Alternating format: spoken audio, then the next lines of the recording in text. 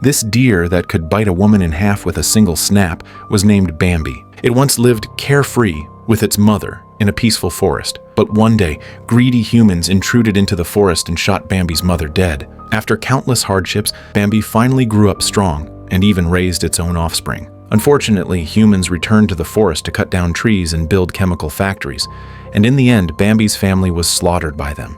And because Bambi accidentally consumed industrial waste filled with hatred toward humans, it transformed into a bloodthirsty zombie deer. Unaware of this, Zana was sitting in a taxi, preparing to take her son Benji back home to visit his grandmother. But halfway down the road, a huge stag suddenly appeared in the middle of the street. The 2-ton vehicle was flipped over in an instant by the stag's antlers. Zana and her son were unharmed in the back seat, but the driver's leg was trapped under the crushed frame, and he couldn't escape. Even worse, the stag had no intention of leaving. Instead, it repeatedly stomped its hooves against the car's metal shell. Seeing the taxi gradually buckle and twist, Zana could no longer worry about the driver. She hastily said, "I'm sorry," then pulled her son out from the other side to escape. After running a dozen meters, she dared to glance back. There stood the massive stag on top of the overturned taxi, roaring furiously at them. Its mouth was lined with sharp fangs, no longer showing a trace of a herbivore's gentleness, but instead resembling a great white shark on land. This was Bambi after its monstrous mutation. Meanwhile, at the end of the dark highway, an old woman in a white nightgown walked along the edge of the black forest, murmuring over and over, "Little dear Bambi, little dear Bambi." She seemed able to see through the darkness of the woods, watching Zana and Benji being hunted by the stag, and she was Benji's grandmother, Mary. As for Benji's other relatives, they were in a nearby villa preparing dinner. Andrew had prepared a lavish steak dinner to welcome Zana and Benji. Aunt Harriet leisurely sipped her wine, grumbling that Benji's father, Simon, was irresponsible, skipping such an important gathering without showing up and not even calling ahead. The third brother, Joshua, explained quickly that the family home was deep in the wilderness, where cell phones had no signal, and the landline had already been cut off by the phone company, since Mary, with her dementia, kept making false emergency calls. At this point, Harriet realized she hadn't seen Mary in a while, so she rushed out to look for her and eventually brought her back in from outside the yard. She led Mary to the sofa near her stepson Harrison and told him to keep an eye on his grandmother. But Harrison was absorbed in his video game and ignored her. Then suddenly Mary spoke up, saying, "They're here." Almost at the same moment, Zana and Benji finally arrived safely. And Mary, though suffering from dementia, seemed to possess a kind of ability to foresee the future. Very soon, Zana told her family everything that had happened on the road. Andrew suggested they stay home until morning before trying to call the police. But Joshua thought his older brother was being cold-hearted. Since the driver was still trapped in the car, they should call the police and rescue him as soon as possible. With that, he put on his coat and went out to find a spot with a signal. Elsewhere, a group of bounty hunters were searching the forest with guns, hired by a biotech company to capture Bambi for a payout. Just then, they discovered the overturned taxi. But the driver was already gone, most likely ending up in Bambi's stomach. Soon, they found the phone that Zana had dropped inside the taxi. They figured its owner had been attacked by Bambi, so if they followed the trail, they might catch it. Excited, they raised their guns and tracked Zana's path, eventually running into Joshua, who had come to help the driver. In the pitch-dark woods, one hunter mistook him for Bambi and instinctively pulled the trigger, killing Joshua by mistake. Meanwhile, Mary once again pulled out her sketchbook and began frantically drawing, but every image she drew was of a massive stag. Benji frowned as he stared at his grandmother's sketches. The more he looked, the more it resembled the zombie deer that had attacked them. Mary suddenly wandered to the window and stared intently outside. Not long after, the lights outside began to flicker.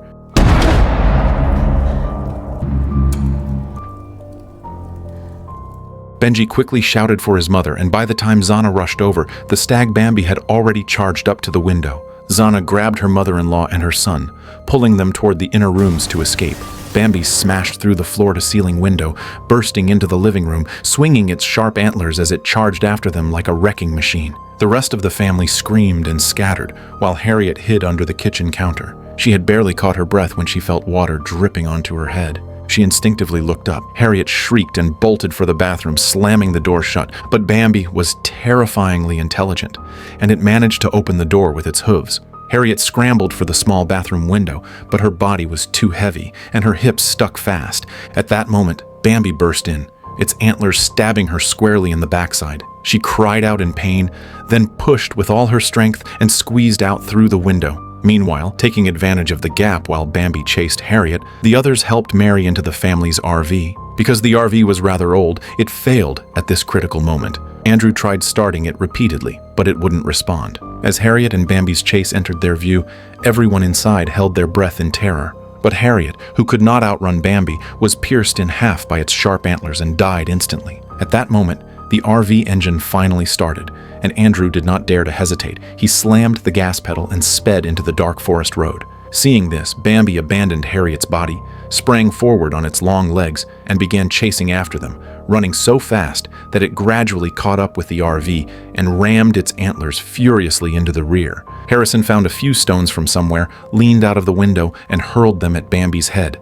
But such an attack did nothing to harm Bambi, and instead it only enraged it further. Bambi accelerated again, quickly running side by side with the RV. Seeing this, Harrison quickly rolled up the window and returned to his seat. As if misfortunes never come singly, Andrew encountered another problem at this critical moment. The RV's gear shift lever got stuck and he couldn't shift into fifth gear no matter how hard he pushed. Zana saw this and reached out to help, and together they finally forced the gear stick into fifth. The RV sped forward at full speed, and only then did they gradually leave Bambi behind. Meanwhile, the three hunters who had accidentally killed Joshua did not plan to stop, and following the tracks, they arrived at Mary's house. Looking at the wrecked villa and the dying Harriet, they grew excited, certain that Bambi was nearby. Meanwhile, after driving for more than 10 minutes along the forest road, the RV was forced to stop again, as a 7 or 8 meter long log lay across the middle of the road. They had no choice but to get out to tie ropes around the log to drag it away, while Benji and Zana stayed inside the RV with Mary. Just then, a terrifying roar echoed from the end of the road. Bambi was coming.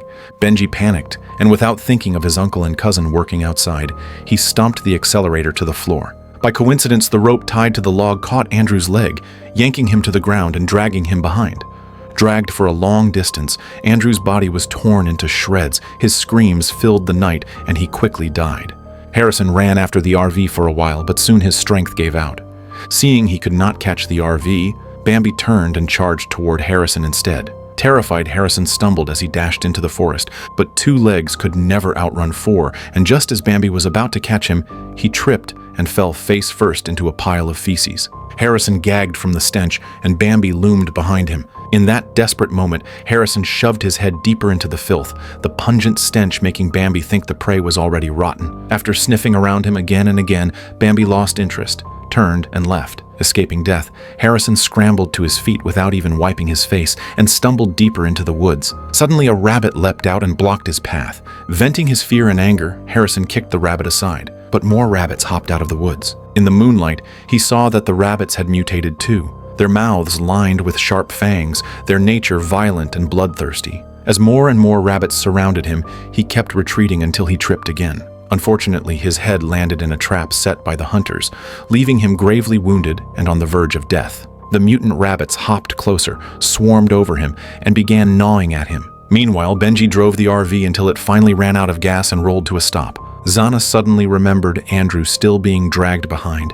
She rushed to check, but Andrew had already been reduced to half a body, far beyond saving. Just then, Mary, who usually suffered from dementia, suddenly regained clarity, stepped out of the RV on her own, and walked straight into the forest, muttering over and over about death. Zana and Benji quickly chased after her, and just as Zana grabbed her grandmother to lead her back, Benji spotted something on the ground and lit a flare.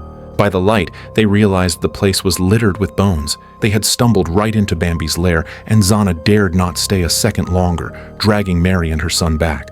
Fortunately, they soon encountered a passing car, and Zana frantically waved it down for help. But the driver was none other than the hunter's leader, Michael, who had already seen through surveillance how Harrison was eaten by the mutant rabbits, and he had come deliberately to pick them up. Soon the car stopped at the hunter's hideout, and as the vehicle rolled to a halt, footsteps echoed from the shadows. Michael drew his gun warily, but the man in the dark came out and greeted him. Realizing the newcomer was also a professional hunter, Michael put away his gun, and this man was Benji's father, Simon. It turned out that Simon had delayed returning home because he was also after the huge bounty on Bambi, planning all along to capture it in the forest. When he finally saw his wife and son, he had no choice but to reveal himself. The couple started arguing the moment they met again. Zana blamed Simon for bringing them there, causing the deaths of other family members and still refusing to let her call the police. Simon explained that if they involved the police, all his plans would fall apart, and he might even end up in prison. While they were arguing, Michael was not idle, and in the forest they caught a fawn, thinking it might be Bambi's weakness. So they locked the fawn in an iron cage and ordered 2 men to quietly carry it deeper into the woods, planning to use it as bait to lure Bambi. Little did they know that Benji had been secretly following them all along. At that moment, Tyler suddenly felt the urge to relieve himself, so he dropped the cage and went off to the side. But Bambi had long been lurking nearby, and seeing Tyler alone, it silently rushed forward and with its antlers tore off Tyler's head. When Eddie noticed Tyler was gone for too long, he went over to check, only to find Tyler's corpse, and he was so horrified, he vomited up his dinner on the spot. Realizing Bambi was close, he panicked and ran toward the car, but just as he climbed in, Bambi's ferocious head smashed through the glass.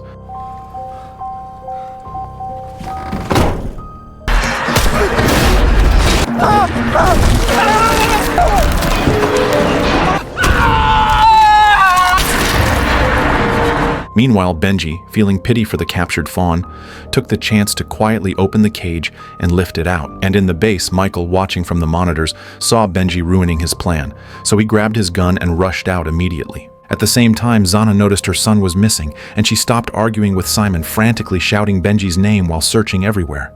As a result, she found where the hunters were hiding bodies, and there she discovered the missing Joshua. Realizing Michael and his men were ruthless killers, Zana's fear only deepened. At that moment, Bambi had already charged into the base, opening its bloody jaws toward Mary, who only sat still without fear, calmly locking eyes with it. However, Joe, who saw Bambi on the surveillance monitor, immediately packed up to make a run for it, but accidentally made noise, instantly attracting Bambi's attention. Bambi instantly turned and charged at her, and with no escape, Joe fired her gun at a nearby gas tank in desperation. The sudden explosion lit up the night, allowing Zana and Benji to spot each other. Just as the family finally reunited, Michael rushed over with a pistol, demanding that Benji hand over the fawn, but Benji only held it tighter.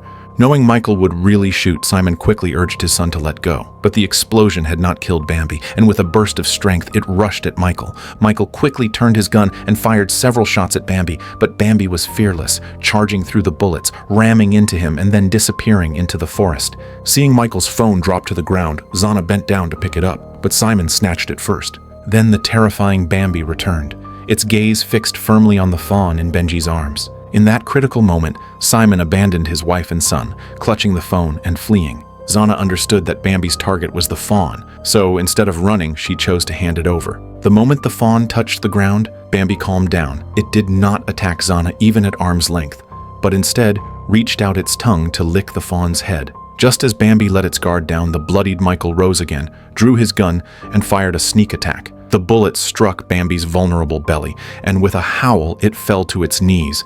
As Zana sank into despair, Mary appeared with a hunting rifle and shot Michael dead. And Simon, driving the car to escape, discovered a strange rabbit inside. Sensing something was wrong, he was just about to open the door when the rabbit leapt at him and bit through his artery.